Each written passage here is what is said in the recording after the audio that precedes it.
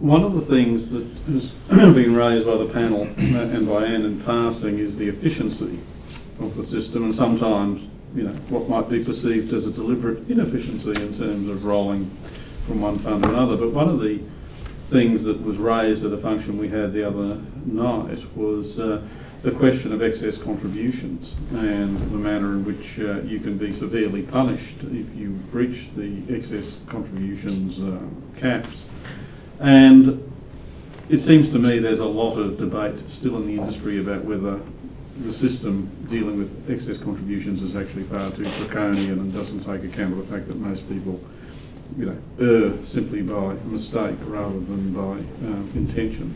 So I just wonder, Pauline, whether you think the government ought to go back and review what is a bit of a problem in the industry at the moment, which is people can get caught by slow employers and slow funds. There is an assessment at the moment of the processes used by the ATO, because as we know, the ATO has some discretion on whether to actually apply the higher tax rates, and so that review has started in terms of consistency and whether or not the approach by the ATO has been reasonable.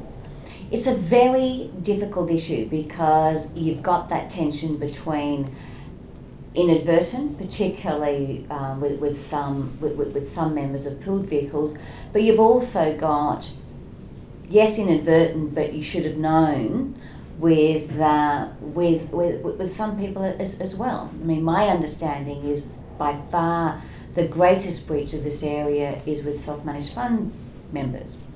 Now, these are engaged people who pay good money to advisors for individual attention.